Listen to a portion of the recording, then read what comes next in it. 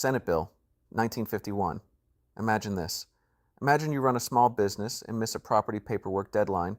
Months later, a penalty shows up on your tax bill, but it is not clear when you were told about it or how much of the bill is tax versus penalty. What the bill says it does? Senate Bill 1951 is meant to make late filing penalties more transparent. It requires appraisal districts to send notice of the penalty by a set deadline and show the penalty separately on the tax bill. What it actually does?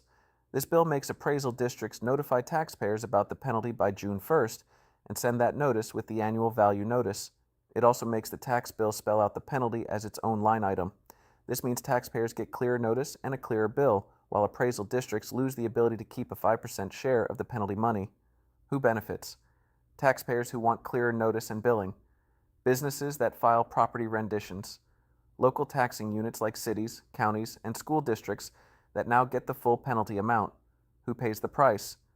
Appraisal districts that lose their 5% share of collected penalties.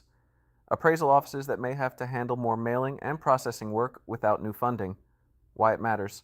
This is the kind of bill that most people would never notice until a penalty lands on their tax bill.